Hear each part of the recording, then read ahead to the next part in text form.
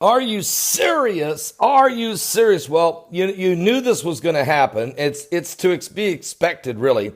When you have E. coli in the water, in the floodwaters down in Houston, Texas, you knew this was going to happen, and you can't blame anybody for it.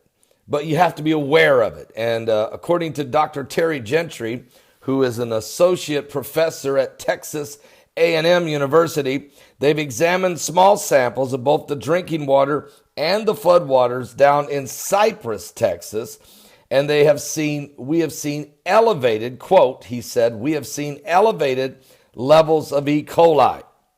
He told this to ABC News.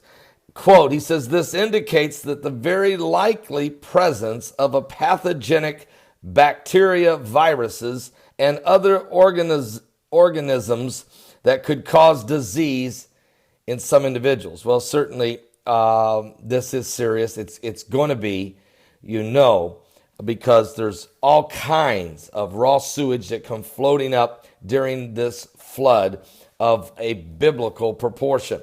So we want to alert the public, and we want to pray for everyone down in Texas along this flooded plains of down along the Gulf area. There is already confirmation of E. coli. Now, they've also tested the drinking water, and they only tested for E. coli. They didn't test it for everything that could be in the drinking water. And the other thing is we have that, and the drinking water is safe to drink right now. But I would be very careful about drinking anything out of the tap right now, folks. Seriously, don't do it. And also, but the problem is you have some places cut off where there is no water. And so the desperation starts to set in, okay? Now, while this is going on, know this, that we've had a chemical plant in Crosby, Texas, a suburb of Houston, an explosion, large plumes of toxic smoke in the air, fire burning, 15 firefighters, responders to the fire, hospitalized, 8 of them still in the hospital. And the city of Houston has turned off all of the air sensors.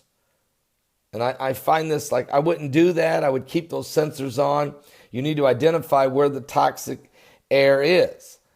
Instead of just saying, look, we know it's out there. We're just going to cut everything off. Let's get the water down. Let's start working on it. Then we'll turn it all back on. I don't think that's the right approach. We need to find out a little more about who made that call.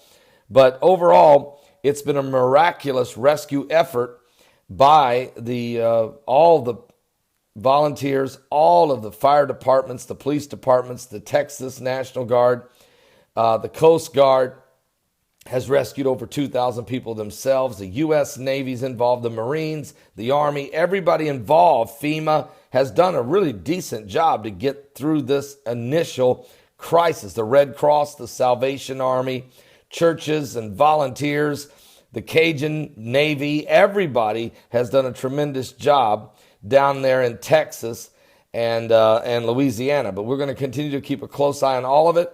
But the flood waters have been tested, and there is high levels of E. coli. So be aware of this. Stay on top of this.